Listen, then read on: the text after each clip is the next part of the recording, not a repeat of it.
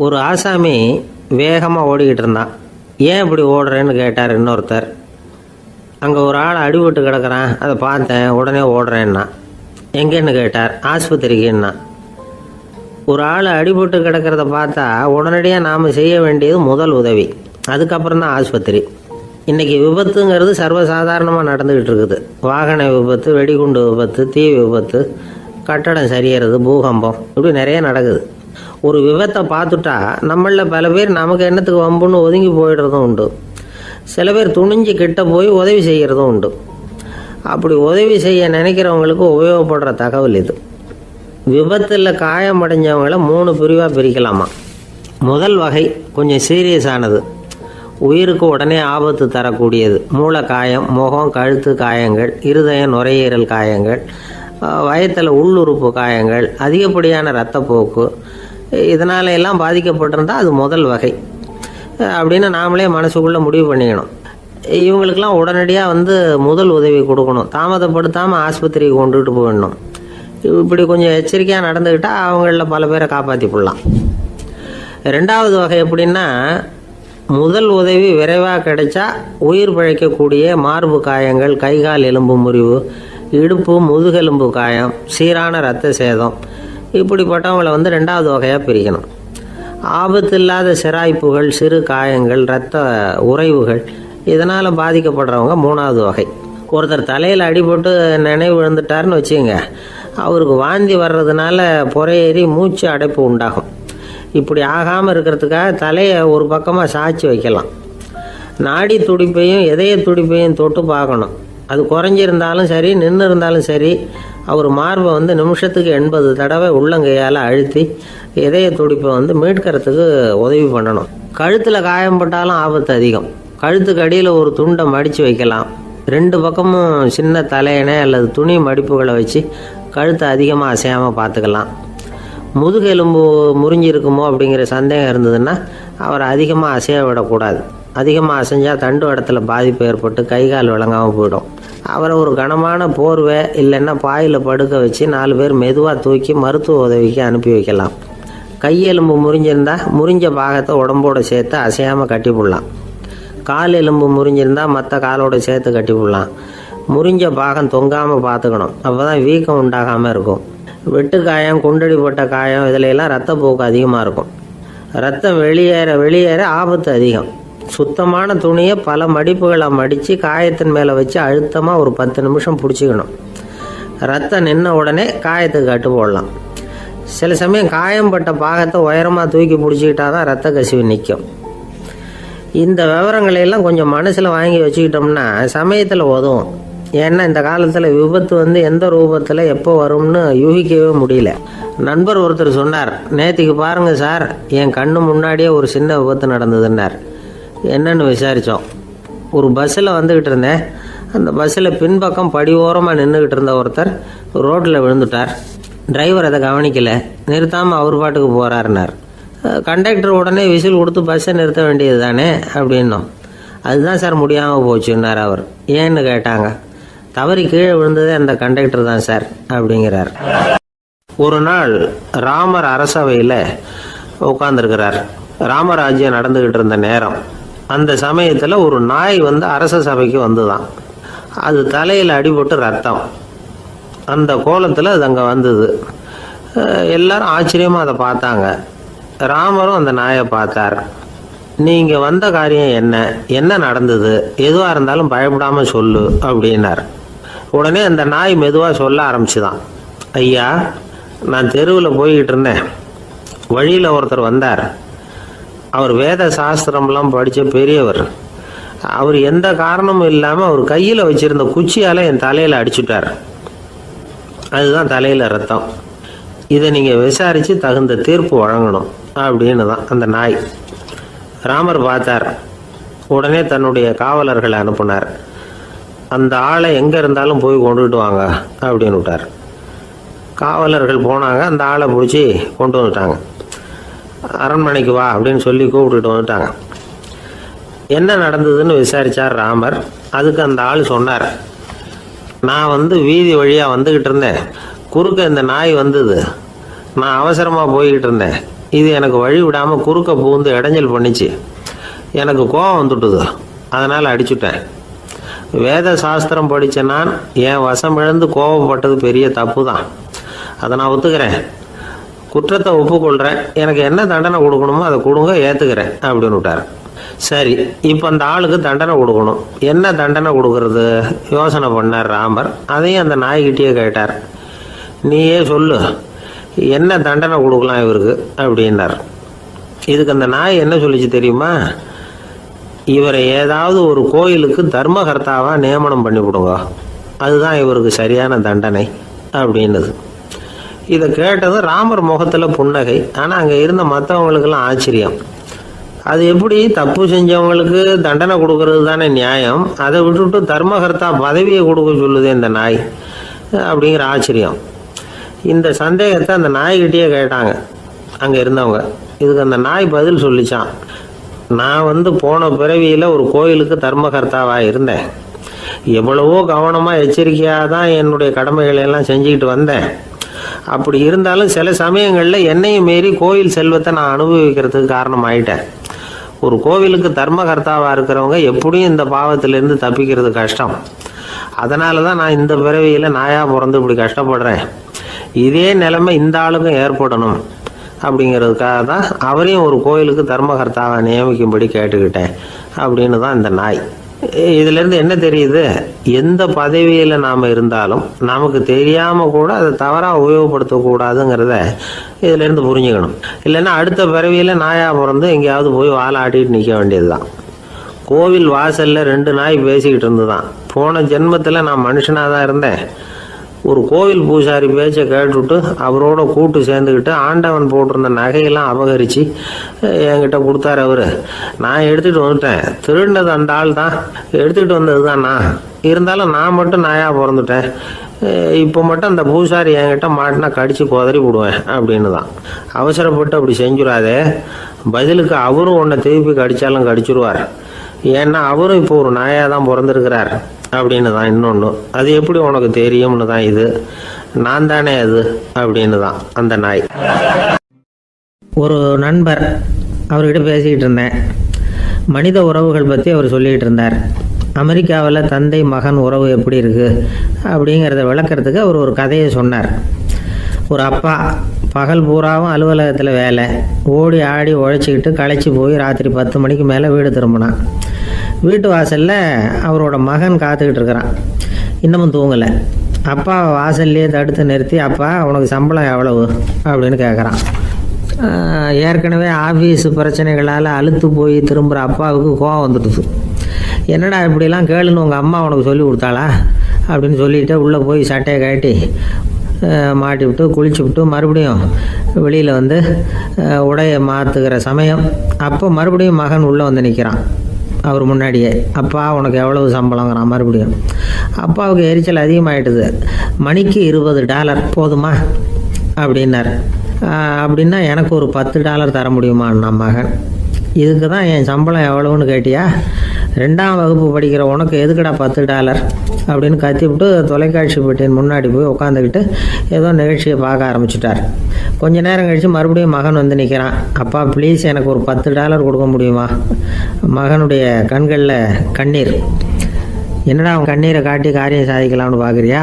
ஒரு காசு கூட கொடுக்க மாட்டான் போ அப்படின்னு விரட்டி விட்டான். மகன் கண்ணீரை தொடச்சிக்கிட்டே கண்ணை தொடச்சிக்கிட்டு பேசாமல் போய் படுத்துக்கிட்டானா. கொஞ்ச நேரம் ஆச்சு. அப்பாவோட கோபம் கொஞ்சம் கொஞ்சமாக குறைஞ்சிது. பிள்ளைகிட்ட கோபமாக கத்துனது தப்பு தாங்கிறது புரிஞ்சுது அவனுக்கு. எழுந்திரிச்சு போனான், படுக்கை இறக்கி போனான். மகனை பார்த்தான். அவன் தலையணையை கட்டி பிடிச்சிக்கிட்டு அழுதுகிட்டு இருக்கிறான். அவனை மெல்ல நெருங்கி அவங்ககிட்ட எதமாக பேசுகிறதுக்கு ஆரம்பித்தானான். எதுக்குடா உனக்கு $10 பள்ளிக்கூடத்தில் கேட்டாங்களா அப்படின்னு கேட்டானான். மகன் சொல்லியிருக்கான், இல்லை டாடி, உனக்கு 1 மணி நேரம் சம்பளம் $20ன்னு சொன்னேன். நீ ஏற்கனவே எனக்கு கொடுத்த பாக்கெட் மணி $10 என்கிட்ட இருக்குது. இப்போ நீ இன்னொரு $10 கொடுத்தீங்கன்னா அதையும் சேர்த்து $20 ஆகிடும். அந்த $20 நான் உனக்கு கொடுத்துருவேன். அப்படி கொடுத்தா நீ என் கூட 1 மணி நேரம் செலவழிப்ப இல்லையா? அதுக்காக தான் $10 கேட்டேன் அப்படின்னு சொன்னானான். அந்த அப்பா கண்ணு கலங்கி போச்சான். ஆதரவோடு தன்னுடைய மகனை கட்டி பிடிச்சி அழ ஆரம்பிச்சிட்டாராம். இதுதான் நண்பர் சொன்ன கதை. அமெரிக்கா மட்டும் இல்லை, உலகம் பூராவும் இன்றைக்கி மனித உறவுகள் இப்படி தான் மாறிட்டு இருக்கு. பெரியவர்கள் அறிவுரை என்ன தெரியுமா? உங்கள் குழந்தைகளிடமிருந்து குழந்தை பருவத்தை பிரித்து விடாதீர்கள் அப்படிங்கிறது தான். அதாவது இன்றைய குழந்தைகள் தங்கள் பிருந்தாவனத்தை இழந்து விடுகிறார்கள் அப்படிங்கிறது அவங்களுடைய கருத்து. இந்த நிலைக்கு நாம் காரணமாக இருந்துடக்கூடாது. குழந்தைகளோட விளையாடுவோம், குடும்பத்தோடு உறவாடுவோம் அப்படிங்கிறது தான் நம்முடைய நோக்கமாக இருக்கணும். இன்றைய உறவு முறைக்கு இன்னொரு உதாரணம் சொல்லுவாங்க. ஒருத்தர் வந்தாராம், அவர் பக்கத்தில் ஒரு சின்ன பையன். நாம் அவரை விசாரிக்கிறோம், யார் இந்த பையன் அப்படின்னா அவர் சொல்கிறார், இவன் எனக்கு தூரத்து உறவு அப்படின்னாராம். இந்த தூரத்து உறவுன்னா எப்படின்னு இருக்கான். இதுக்கு அவன் சொல்லியிருக்கிறான், இவன் எங்கள் அப்பாவுக்கு 8வது புள்ள அப்படின்னானான். இந்த காலத்து புள்ள ஒருத்தன் தன்னோட அப்பாவை பார்த்து சொன்னான், அப்பா நான் உனக்கு உதவி செய்யலாம்னு நினைக்கிறேன், என்ன உதவி செய்யணும்னு சொல்லு அப்படின்னா. நீ சும்மா இருந்தால் அதுவே எனக்கு செய்கிற பெரிய உதவிடா அப்படின்னார் அப்பா. சும்மா இருக்கிறதும் ஒரு உதவி தான், அது மாதிரி மௌனமும் ஒரு சமூக சேவை தான் அப்படிங்கிறார் காஞ்சி பெரியவர். நமக்கு 5 புலன்கள் இருக்குது, மெய், வாய், கண், மூக்கு, செவி. இந்த 5லேயும் அதிகப்படியான வேலை எதுக்குன்னு நினைக்கிறீங்க? வாய்க்கு தான். ஏன்னா அதுக்கு 2 வேலை. இப்போ கண்ணுக்கு பார்க்குறது மட்டும்தான் வேலை, காதுக்கு கேட்குறது மட்டும்தான் வேலை, மூக்குக்கு வாசனை அறியறது தான் வேலை, உடம்புக்கு உணர்றது மட்டும்தான் வேலை. ஆனால் வாய் அப்படி இல்லை, அதுக்கு 2 வேலை. சாப்பிட்றதும் அதுதான், பேசுகிறதும் அதுதான்.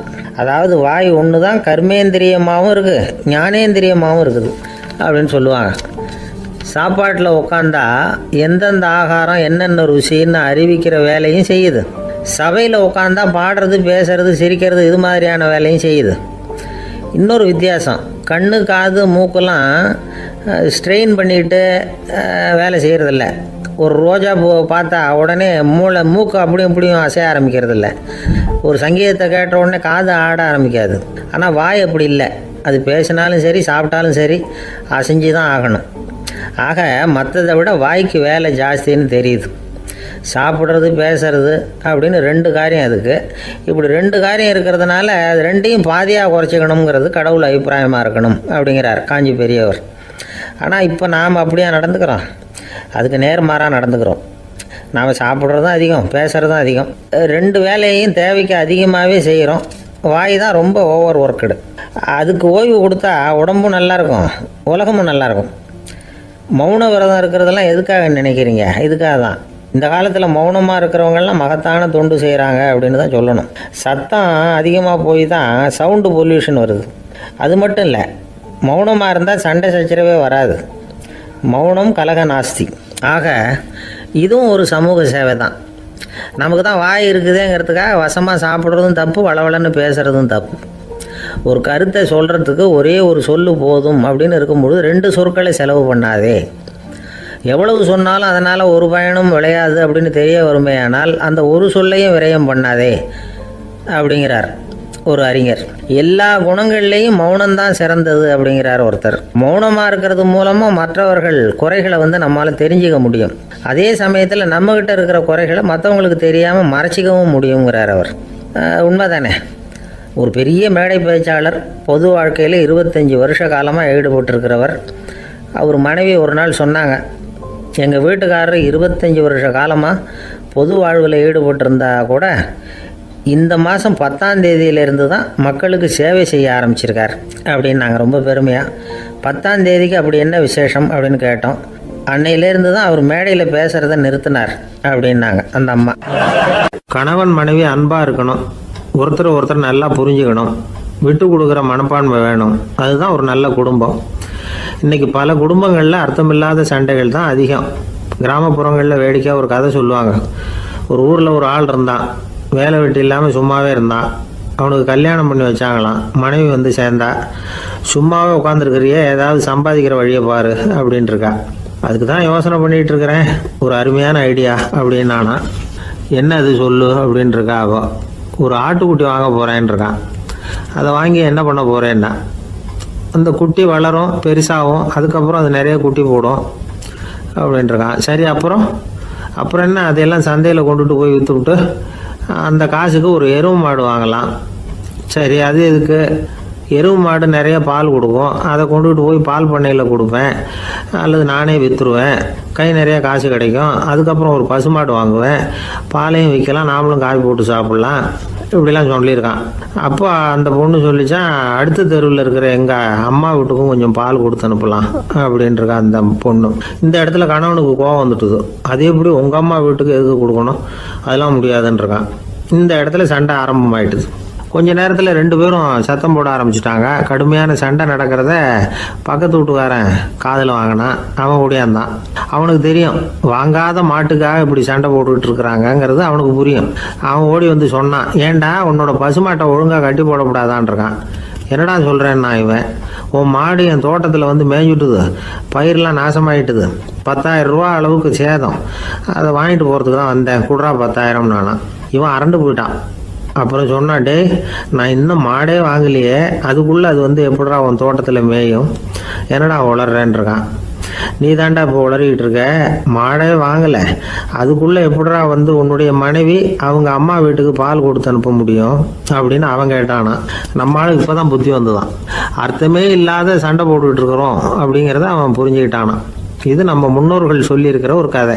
சண்டையில் தான் அர்த்தம் இல்லையே தவிர கதையில் அர்த்தம் உண்டு. அதாவது இல்லாத விஷயங்களுக்காக சண்டை போட்டுக்கிட்டு இல்லறத்தை வீணாக்கிக்கிட்டு இருக்கிற மனிதர்கள் இன்றைக்கு நிறைய பேர் இருக்கிறாங்க. ஒருத்தன் தன்னுடைய மனைவியை பற்றி மாமனார்கிட்ட புகார் சொன்னானா, மாமா உங்கள் பொண்ணு அர்த்தமில்லாத சண்டை போடுறா, எதுக்கு எடுத்தாலும் எடுத்து எறிஞ்சு பேசுகிறா அப்படின்ட்டுருக்கான். நீ எப்படி மாப்பிள்ளை அதை சமாளிக்கிற அப்படின்னு கேட்டிருக்காரு அவரு. அவள் எடுத்து எறியறது என் மேலே படாமல் ஒதுங்கி நின்றுக்கிறேன் அப்படின்னு நானா. இவன் நம்மக்கிட்ட ஒருத்தன் தப்பாக நடந்துக்கிட்டானா உடனே நாம் என்ன செய்வோம், கையை ஓங்கிட்டு அவனை அடிக்க போவோம். நாம் அவங்ககிட்ட அவனை விட ஒருபடி மேலாக தப்பாக நடந்துக்குவோம். ஆனால் பெரியவங்கள்லாம் அப்படி நடந்துக்கிறது இல்லை. இன்னா செய்தாரை ஒருத்தல் அவர் நாண நன்னயம் செய்து விடல் அப்படின்னு வள்ளுவர் சொல்லியிருக்கார் இல்லையா, அதுக்கு தகுந்த மாதிரி நடந்துக்குவாங்க. பாயசித் விஸ்தாமிங்கிறவர் ஒரு பெரிய ஞானி. அவர் ஒரு நாள் ராத்திரி ரொம்ப நேரம் மசூதியில் இருந்துட்டு வீட்டுக்கு திரும்பி வந்துகிட்டு இருக்கிறார். வழியில் ஒரு குடிகாரன், அவன் கையில் ஒரு இசை கருவி, அதை கண்ணா பின்னான்னு மீட்டிக்கிட்டு வாய்க்கு வந்தபடியே என்னத்தையோ பாட்டுன்னு நினச்சிக்கிட்டு பாடிக்கிட்டு அவன் பாட்டுக்கு கிடக்கிறான் வழியில். அதோடு இருந்தாலும் பரவாயில்ல, அந்த பக்கமாக வழியில் போகிறவங்க வர்றவங்களையெல்லாம் பார்த்து கண்ணா பின்னான்னு திட்டிக்கிட்டு இருக்கிறான், ரொம்ப வளர்க்குறான்.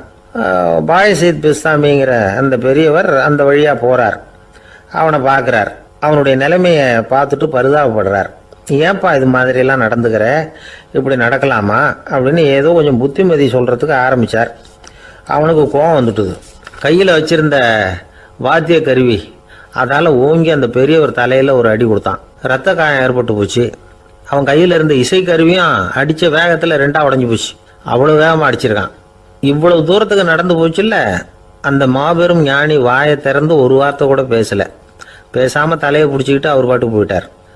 மறுநாள் அந்த பெரியவர் என்ன பண்ணார் தெரியுமா, கொஞ்சம் இனிப்பு பண்டங்கள், கொஞ்சம் பணம், இது 2ஐயும் ஒரு ஆள் மூலமாக அனுப்பி வச்சார் அந்த குடிகாரனுக்கு. அவனுக்கு ஒன்றும் புரியல. என்ன விவரம்னு விசாரித்தான். வந்த ஆள் ஒரு கடுதாசியை நீட்டினான். அதில் விவரம் இருந்தது. ஞானி எழுதியிருக்கிறார், இதை பார்ப்பா, உங்களுடைய இசைக்கருவி உடையறதுக்கு என்னுடைய தலை காரணமாக ஆயிட்டுது, அதுக்காக நான் ரொம்ப வருத்தப்படுறேன், அதுக்காக தான் பணம் அனுப்பி வச்சுருக்கேன், வேறு புதுசாக ஒரு இசைக்கருவி வாங்கிக்கோ. அப்புறம் இன்னொரு விஷயம், நேற்றுக்கு ராத்திரி என்கிட்ட ஏகப்பட்ட கசப்பான வார்த்தைகளை வந்து பேசினேன், இதோடு அனுப்பியிருக்கிற இனிப்பு பண்டங்களை சாப்பிட்டு உன்னுடைய நாவில் உள்ள கசப்பை மாற்றிக்கோ அப்படின்னு அதில் எழுதப்பட்டிருந்தது.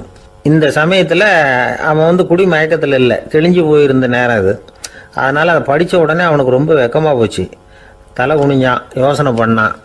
கொஞ்ச நேரத்தில் தன்னுடைய நண்பர்கள் சில பேரையும் கூப்பிட்டுக்கிட்டு நேராக அந்த ஞானி இருக்கிற இடத்துக்கு ஓடினான். அவர் காலில் விழுந்தான், அவர்கிட்ட மன்னிப்பு கேட்டுக்கிட்டான். பெரியவங்களே தெரியாமல் வந்து நான் இந்த பாவ செயலை பண்ணிவிட்டேன், என்னை மன்னிச்சுங்க, உங்களுடைய பொறுமையும் போதனையும் என்னுடைய கண்ணை திறந்துட்டுது, இனிமேல் நானும் என்னுடைய நண்பர்களும் நல்ல வழியில் திருந்தி வாழ போகிறோம் அப்படின்னா. ஞானி செய்த நன்னயம் குடிகாரனை எப்படி திருத்திருக்கு பார்த்தீங்களா. இந்த கதையை கேட்டுவிட்டு ஒருத்தர் சொன்னார், என் வாழ்க்கையில் கூட அப்படி ஒரு சம்பவம் நடந்தது சார். நானும் ஒரு நாள் ராத்திரி ஓவராக குடிச்சிட்டு ஒரு கிட்டாரை வாசிச்சுக்கிட்டு கண்ணாபின்னான்னு உளறிக்கிட்டு திட்டிக்கிட்டு இருந்தேன். அந்த சமயம் அந்த வழியாக ஒருத்தர் வந்தார். ஓங்கி தலையில் ஒரே ஒரு அடி, ரத்தம் வந்துட்டுது. அதுக்கப்புறம் என் மனசு தெரிந்துவிட்டுது சார் அப்படின்னார். அப்படியா என்ன ஆச்சரியமா? ஆமாம் சார், அடி விழுந்தது அவர் தலையில் இல்லை, ஏன் தலையில். வந்தவர் என்ன அப்படி அடிச்சுட்டார்? மயக்கம் தெளிஞ்சதுக்கு அப்புறம்தான் எனக்கு விவரம் புரிஞ்சுது, அவர் ஒரு போலீஸ்காரரு அப்படின்னார் ரொம்ப சோகமா. ஒரு பெரியவர்கிட்ட பேசிக்கிட்டு இருந்தேன். அவர் என்கிட்ட ஒரு கேள்வி கேட்டார். திருடர்கள் எத்தனை வகை தெரியுமா உனக்கு அப்படின்னார். இதுதான் அவர் கேட்ட கேள்வி. எதுக்காக என்ன பார்த்து அந்த கேள்வி கேட்டாரு தெரியல. இருந்தாலும் நான் அவருக்கு பதில் சொன்னேன். திருடர்களில் எத்தனையோ வகை உண்டுங்க. கார் திருடன், சைக்கிள் திருடன், முகமூடி திருடன், எப்படி சொல்லிகிட்டே போகலாம். இருந்தாலும் என்னுடைய சிற்றறிவுக்கு எட்டின வரையில் திருடர்களை 2 வகையாக பிரிக்கலாம் அப்படின்னு நினைக்கிறேன். ஒன்று ராத்திரியில் திருடுற திருடன், இன்னொருத்தன் பகலில் திருடன். அதாவது பகல் திருடன், ராத்திரி திருடன் அப்படின்னு பெரியவர் சிரித்தார். என்ன சிரிக்கிறீங்களே, என்ன கள்வர்கள் 4 வகை அப்படின்னு ஆரம்பித்தார். எப்படின்னு கேட்டேன். சாப்பாட்டுக்கு இல்லாமல் திருடுறாங்க பாருங்க, அது ஒரு வகையான். சாப்பாட்டுக்கு இருந்தும் திருடுறாங்க பாருங்க, அது ஒரு வகையான். இதை தவிர இன்னும் ஒரு 2 வகை திருட்டு உண்டு. அது என்னன்னா, ஆண்டவன் கிட்ட இருந்து நாம திருடுற திருட்டு, இன்னொன்று என்னன்னா நம்ம கிட்ட இருந்து ஆண்டவன் திருடுற திருட்டு அப்படின்னார். எனக்கு ஒன்றும் புரியல. என்ன சார் இது, ஆண்டவனையே திருடன்னு சொல்றீங்களே அப்படின்னு ஆச்சரியமா. ஆமாங்க, ஆண்டவனை கல்வன்னு சொல்றது இல்லையா. காஞ்சிபுரத்துக்கு பக்கத்தில் திருக்கார்வனம் அப்படின்னு ஒரு ஊர் இருக்கு. அங்கே உள்ள பெருமாளுக்கு கல்வர்னு தான் பேர்.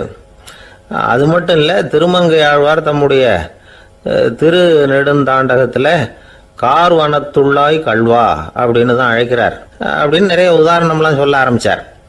அதுக்கப்புறம் அவர்கிட்ட பேசி நான் புரிஞ்சுக்கிட்ட விவரங்களை தான் நான் இப்போ உங்ககிட்ட சொல்ல போகிறது. அதாவது அவர் சொன்ன முதல் வகை திருடர்கள் சாப்பாட்டுக்கு இல்லாமல் திருடுறவங்க. இவங்களை திருத்தி போடலாம். சாப்பாட்டுக்கு இருந்தும் பணம் சேர்க்கணுங்கிற ஆசையால் பொய் கணக்கெல்லாம் எழுதுறாங்க பாருங்க, அவங்க தான் 2வது வகை. 3வது வகை திருட்டு தான் மிகப்பெரிய திருட்டு. இறைவனுக்கு சொந்தமானதை நம்முடையதுன்னு நினைக்கிற திருட்டு. எது இறைவனுக்கு சொந்தமானது அப்படின்னா ஆத்மா. பகவானுக்கு சொந்தமான ஆத்மாவை நம்முடையதுன்னு நினைக்கிறது தான் அந்த மாபெரும் திருட்டு. இதுக்கு பேர் தான் ஆத்மாபகாரமா. சரி, இதுக்கு பரிகாரம் என்ன? எல்லாம் இறைவனுடையது, நமக்கு ஒன்றும் இல்லை அப்படின்னு நினைக்கிறது தான் இதுக்கு பரிகாரம். இதெல்லாம் இருக்கட்டும். 4வது திருட்டு ஒன்று சொன்னோம்ல, ஆண்டவன் நம்மகிட்ட இருந்து திருடுறது. அது எப்படி? ஆண்டவனை கல்வன்னு சொல்றாங்க, அது சரி. அவர் என்னத்தை திருடினார்? இப்போ இன்னொருத்தருக்கு சொந்தமான ஒன்றை எடுத்து வச்சுக்கிறது தான் கள்ளத்தனம். ஆனால் ஆண்டவன் எடுத்துக்கிட்டோம்னா இருக்கிறது எல்லாமே அவனுக்கு சொந்தம். அப்படி இருக்கிறப்போ அவரை எப்படி கல்வன்னு சொல்றது? இது என்ன புரியாமல் இருக்குதே அப்படின்னு சொல்லி பார்த்தா அதுக்கும் விளக்கம் சொல்றாங்க அவங்க. அதாவது ஆண்டவனுக்கு உருவமே கிடையாது, அரூபமாக இருக்கிறவன், அதாவது உருவம் இல்லாமல் இருக்கிறவன். அப்படி உள்ள பகவான் நம்மளை மாதிரி உருவத்தில் இருக்கிறான். நம்மளை மாதிரியே கையை காலு மூக்கெல்லாம் இருக்குது ஆண்டவனுக்கு. இந்த உருவம் நம்மகிட்ட இருந்து திருடினது தானே. அவன் தன்னுடைய உண்மையான திருமேனியை நமக்கு காட்டாம, அதாவது தரிசனம் கொடுக்காம இருக்கிறது கள்ளத்தனம் தானே. அதனால தான் இதுவும் ஒரு பெரிய திருட்டு, இருக்கிறதுலேயே மிகப்பெரிய திருட்டு அப்படிங்கிறார். என்கிட்ட பேசிக்கிட்டு இருந்தார், இந்த விஷயம்லாம் சொல்லிட்டு இருந்தாரு அந்த பெரியவர். அதாவது திருட்டை ஆன்மீக நோகத்தில் அவர் பார்க்குறார். நம்ம பார்வையில் இதை விட அபூர்வமான திருட்டுலாம் இங்கே உண்டு. அபூர்வமான திருடர்களும் உண்டு. ஒரு திருடன் சிறையிலிருந்து விடுதலையாகி வெளியில் போனான். கொஞ்ச நாளில் மறுபடியும் திரும்பி ஜெயிலுக்கு வந்துட்டான். அப்போது சிறை அதிகாரி அவனுக்கு அறிவுரை சொன்னாராம். ஏன்பா இப்படி அடிக்கடி தப்பு பண்ணிவிட்டு ஜெயிலுக்கு வந்துடுறியே, உனக்கு சொந்த பந்தம் எதுவும் இல்லையா? உனக்கு அப்பா, அண்ணன், தம்பிகள் அவங்க கூட எல்லாம் சேர்ந்து வாழணுங்கிற ஆசை இல்லையா அப்படின்னு கேட்டிருக்கார். அவங்களோட சேர்ந்து வாழணுங்கிற ஆசை எனக்கு நிறைய உண்டுங்க சார் அப்படின்னு அவன். அப்புறம் எதுக்கு இப்படி ஜெயிலுக்கு வந்துடுற அப்படின்னாரான் அவர். அவங்க எல்லாருமே இங்கே தானே சார் இருக்காங்க அப்படின்னு அவன். அந்த ஆளுக்கு பேச தெரியாது, அவர்கிட்ட கொஞ்சம் எச்சரிக்கையாக நடந்துக்கோ அப்படின்னு சொல்கிறது உண்டு. அப்படின்னா என்ன அர்த்தம்? அவர் இன்னமும் குழந்தையாகவே இருக்கிறாரு, இன்னும் பேச்சு வரலன்னு அர்த்தம்? அப்படி இல்லை, அவருக்கு நாகரிகமாக பேச தெரியலன்னு அர்த்தம். பேசுறதுங்கிறது மனுஷனால மட்டுமே முடியக்கூடிய ஒரு காரியம். அப்படி இருந்தும் அதோட பெருமையை அவன் இன்னமும் சரியா புரிஞ்சுக்கலன்னு தான் சொல்லணும். அதனால தான் அவன் அளவுக்கு அதிகமா வார்த்தைகளை கொட்டி விடுறான். அதுக்கப்புறம் அதையெல்லாம் திருப்பி அள்ள முடியாம கிடந்து கஷ்டப்படுறான். கொட்டுன வார்த்தையை அள்ள முடியுமா? ஒருத்தரை இன்னைக்கு பார்த்து முட்டாள்னு திட்டி விடுறீங்க, நாளைக்கு மறுபடியும் அவர்கிட்ட போய் நேத்திக்கு உன்னை முட்டாள்னு சொல்லிவிட்டேன், அந்த வார்த்தையை திருப்பி கொடு, வாங்கிட்டு போயிடுறேன் அப்படின்னு நான் சொல்ல முடியும்? அவன் கோபக்காரனா இருந்தா நேத்திக்கு அதை வேற விதமா உங்களுக்கு திருப்பி கொடுத்துருப்பான். உலகத்துல எவ்வளவோ ஜீவராசிகள் இருக்கு, அதுக்கெல்லாம் வாய் இருக்குது. அந்த வாயெல்லாம் எதுக்கு உபயோகம்? சாப்பிட்றதுக்காக. ஆனா நமக்கு இருக்கிற வாய் சாப்பிட்றதுக்காக மட்டும் இல்லை, பேசுறதுக்காகவும் தான். பேச முடியலன்னா வாய் இருந்தா கூட அது வாயில்லா ஜீவன் தான். ஒரு பையனை பார்த்து அது வாய் உள்ள புள்ள பொழைச்சிக்கும் அப்படின்னா மற்ற பையன்களுக்கெல்லாம் முகத்துல வாயே இல்லைன்னு அர்த்தம். அப்படி இல்லை, அந்த பையன் கொஞ்சம் கெட்டிக்காரத்தனமா பேசுவான்னு அர்த்தம். அதனால எப்படி பேசணும் அப்படிங்கிறத நாம முக்கியமா தெரிஞ்சுக்கணும். இதுக்கு 8 விதமான குறிப்புகளை நம்ம பெரியவங்க சொல்லியிருக்கிறாங்க. பேச்சுக்கு 8 அங்கங்கள் உண்டு அப்படின்னு அவங்க சொல்றாங்க. அதெல்லாம் என்னென்ன அப்படின்னா, உண்மை, நன்மை, அன்பு, நிதானம், இனிமை, ஆழம், சமயமறிதல், சபையறிதல். இந்த 8 தன்மையும் பேச்சில் இருக்கணுமா. இதையே கொஞ்சம் விவரமா சில பேர் போர்டில் எழுதி வச்சிருப்பாங்க. அதாவது எழுத்துலையாவது அதெல்லாம் இருக்கட்டுமே அப்படின்னு நினைச்சு நீங்க கூட சில இடங்கள்ல இதை பார்த்துருக்கலாம். அதாவது உண்மையே பேசுக, நன்மையே பேசுக, அன்பாக பேசுக, நிதானமாக பேசுக, இனிமையாக பேசுக, ஆழமுடையதாக பேசுக, சமயமறிந்து பேசுக, சபையறிந்து பேசுக, இப்படி எழுதி வச்சிருப்பாங்க. இந்த 8 அம்சமும் சரியா பொருந்தி இருந்தாதான் அது பேச்சு. மற்றதெல்லாம் பேச்சாயிடாது. பேச்சு ஒரு சிறந்த கலை. எல்லாத்தையும் விட பேசாம இருந்தும் பழகணும், அது ரொம்ப முக்கியம். உண்மையே பேசணும். சத்தியத்துக்கு மதிப்பு கொடுக்குறவங்கள தான் சரித்திரம் மதிக்கும். உண்மை பேசினா மட்டும் போதாது, அந்த உண்மையில நன்மை கலந்துருக்கணும். கொலைகாரனுக்கு பயந்துக்கிட்டு ஒருத்தன் உங்க வீட்டுக்குள்ள ஒளிஞ்சிருக்கிறான். அந்த முரட்டு ஆசாமி கையில அரிவாளோட அவங்க வந்தானான்னு உங்ககிட்ட கேட்கறான்னு வச்சுங்க. உண்மைதான் உயர்வு தரும் அப்படின்னு நினைச்சுக்கிட்டு, ஆமா உள்ளதான் இருக்கிறான், அடுப்பங்கரையில குதிருக்கு பின்னாடி உட்காந்துருக்கிறான், போய் பிடிச்சிட்டு போங்க அப்படின்னு சொல்லுவீங்க? அது நன்மை இல்லாத உண்மை. அதனால பிரயோஜனம் கிடையாது. அதே மாதிரி உங்க பேச்சில் அன்பு இருக்கணும், நிதானம் இருக்கணும், இனிமை இருக்கணும், சிந்தித்து பேசணும். சமயம் அறிந்து பேசுறதும் முக்கியம். அதை பத்தி நமக்கு வேற யாரும் சொல்லிக் கொடுக்க வேண்டியதில்லை. எந்த நேரத்தில் யாருக்கிட்ட எப்படி பேசினா காரியம் நடக்கும் அப்படிங்கிறது நமக்கு நல்லா தெரியும். அது கைவந்த கலை. அவையறிந்து பேசுற திறமை பேச்சாளர்களுக்கு ரொம்ப அவசியம். அது இல்லைன்னா நிலைமை பரிதாபமாயிடும். ஒரு பேச்சாளர் ரொம்ப மும்முரமா பேசிக்கிட்டே இருந்தாராம். ரொம்ப நேரம் நிறுத்தவே இல்லை, பேசிக்கிட்டே இருக்கிறாரு. சபையில் இருந்தவங்கலாம் ஒவ்வொருத்தரும் எழுந்திரிச்சு போய்கிட்டே இருக்கிறாங்க. கடைசியில் 2 பேர் தான் அக்கறையா பேசுறவரை கவனிச்சுட்டு உட்காந்துருந்தாங்களாம். மேடையில் பேசிக்கிட்டு இருந்தவர் அவங்கள பார்த்து சொன்னாராம், எனக்கு கூட்டம் முக்கியம் இல்லை, எவ்வளவு பேர் என் பேச்சை கேட்குறாங்க அப்படிங்கிறது முக்கியம் இல்லை. நீங்கள் 2 பேராவது ஊக்கமாக என்னை கவனிச்சுக்கிட்டு உட்காந்துருக்குறீங்க, அது போதும். உங்களுக்காகவே நான் பேசிக்கிட்டு இருக்கிறேன் அப்படின்னார். இதை கேட்டதும் உட்கார்ந்துருந்த 2 பேர்ல ஒருத்தர் எழுந்திருச்சு, அப்படி இல்லைங்க, நாங்க 2 பேரும் நீங்க பேசி முடிச்ச உடனே தொடர்ந்து பேச வேண்டிய ஆளுங்க, அதுக்காக தான் காத்துக்கிட்டு இருக்கிறோம், சீக்கிரம் முடிங்க அப்படின்னாங்களாம். ஒரு ஊர்ல ஒரு துறவி இருந்தார், புத்த சமய துறவி. அந்த ஊர் மன்னன் அவரை பத்தி கேள்விப்பட்டிருக்கான். ஒரு நாள் புறப்பட்டு போனா, துறவியின் பாதங்களை தொட்டு வணங்கினான். அதுக்கப்புறம் சொன்னான், ஐயா, நான் உங்களை அரண்மனைக்கு அழைச்சிட்டு போறதுக்காக வந்திருக்கிறேன், இனிமே நீங்க இங்க எதுக்கு இருக்கணும் அப்படின்னானா. அவன் மனசுக்குள்ள என்ன நினைப்புன்னா, இவர் எங்க வர போறாரு, நான் ரொம்ப எளிமையானவன், எனக்கு எதுக்கு அரண்மனை வாசம்னு சொல்லி விடுவார் அப்படின்னு நினைச்சிருக்கான். ஆனா அந்த துறவி என்ன பண்ணார் தெரியுமா? அப்படியா, சரி போகலாம், வா, போய் உன் ரதத்தை கொண்டுட்டு வா, அரண்மனைக்கு போகும்பொழுது அதுக்கு தகுந்த மாதிரி ஆடம்பரமா போகணும் அப்படின்னு விட்டாரான். துறவி இப்படி சொன்னதும் அந்த மன்னனுக்கு மனசுக்குள்ள சந்தேகம் வந்துட்டுது. இவர் உண்மையிலேயே துறவி தானா, ஏமாத்து பேர் வழி மாதிரி தெரியுதே அப்படின்னு நினைச்சிருக்கான். இருந்தாலும் இனிமே என்ன பண்றது, சொல்லியாச்சு. ரதத்தை கொண்டுட்டு வந்தான். துறவி ஏறி உட்கார்ந்தார். பக்கத்துல ராஜா. அவர் ரொம்ப உற்சாகமா வரார். இவன் ரொம்ப சோர்ந்து போய் வரான். துறவி மரத்தடியிலேயே வாழ்ந்து பழக்கப்பட்டவர், அரண்மனையில எளிமையா ஒரு இடத்துல உட்காந்துக்குவார் அப்படின்னு நினைச்சான். ஆனா அப்படி இல்லை. அரண்மனைக்கு வந்த உடனே அந்த துறவி அதை கொண்டுட்டு வா, இதை கொண்டுட்டு வான்னு சொல்லி உத்தரவு போட ஆரம்பிச்சுட்டார். அரண்மனையில இருந்தா அரசனை மாதிரி இருக்கணும், அப்படிங்கிறார். ராத்திரி பூரா சௌகரியமாக தூங்கினார். பகலில் அரண்மனை தோட்டத்தில் உலாவ வேண்டியது, நீச்சல் குளத்தில் குளிக்க வேண்டியது, இப்படியே பொழுது போக்கிட்டு இருக்கிறார். அந்த அரண்மனையில் துறவி மகிழ்ச்சியாக இருக்கிறார். மன்னனால் அப்படி இருக்க முடியல. அவருக்கு எந்த கவலையும் இல்லை, இவனுக்கு அரசாங்க கவலைகள். துறவி அப்படி இருக்கிறத இவனால் தாங்கிக்க முடியல. ஒரு நாள் அவர்கிட்டயே போய், நான் உங்ககிட்ட கொஞ்சம் பேசணும் நானா. துறவி பார்த்தார். நான் இந்த அரண்மனைக்கு வரும்பொழுதே நீ என்னமோ என்கிட்ட கேட்கணும்னு நினைச்ச. ஏன் காலதாமதம்? நீ அனாவசியமாக உன்னையே தொந்தரவு பண்ணிட்டு இருக்கிற. நீ கவலையாக இருக்கேங்கிறது எனக்கு புரியுது. நான் மரத்தடியில் இருந்தப்போ கூட என்னை அடிக்கடி சந்திச்சுக்கிட்டு இருப்பேன். ஏதாவது விளக்கம் கேட்கறது உண்டு. இங்கே வந்த பிறகு என்னை சந்திக்கிறது கூட அபூர்வமாக போயிட்டுது. நீ இப்போ என்ன கேட்க போறேங்கிறது எனக்கு தெரியும், இருந்தாலும் கேள் அப்படின்னாராம். வேற ஒன்றும் இல்லைங்க, இப்போ உங்களுக்கும் எனக்கு என்ன வித்தியாசம்? 2 பேரும் அரண்மனையில் தான் இருக்கிறோம். நீங்கள் மகிழ்ச்சியாக இருக்கிறீங்க, நான் அப்படி இருக்க முடியல. இவ்வளவுக்கும் நீங்கள் முன்னாடி இருந்தது மாதிரி இல்லை. தினமும் தங்க தேர் கேட்குறீங்க, உயர்தரமான ஆடைகள் அணிகிறீங்க, சுவையான சாப்பாடு. இப்படி இருக்கிறப்போ உங்களுக்கும் எனக்கு என்ன வித்தியாசம்? இதுதான் மன்னனுடைய கேள்வி. இதுக்கு பதில் சொல்கிறேன், என் கூட புறப்பட்டு வா, இந்த நகரத்துக்கு வெளியில் போவோம் அப்படின்னு சொல்லி அரசனை கூப்பிட்டுக்கிட்டு ஊர் எல்லைக்கு சேர்ந்தார் துறவி.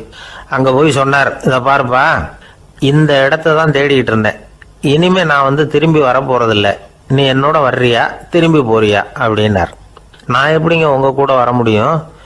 என்னுடைய நாடு, என்னுடைய சொத்துக்கள், மனைவி, மக்கள் எல்லாத்தையும் விட்டுட்டு எப்படிங்க வர்றதுன்னா. இப்போ அந்த துறவி சொன்னார், இப்போ வித்தியாசத்தை தெரிஞ்சுக்கிட்டியா? நான் அரண்மனையில் இருந்தேன், எல்லா வித பொருள்களும் உடையவனா இருந்தேன். ஆனால் எதையும் சொந்தம் கொண்டாடுறவனா இருக்கல. ஆனால் நீ அப்படி இல்லை, எல்லாத்தையும் சொந்தம் கொண்டாடிக்கிட்டு இருக்கிற. இதுதான் நமக்குள்ள வித்தியாசம் அப்படின்னு சொன்னார்.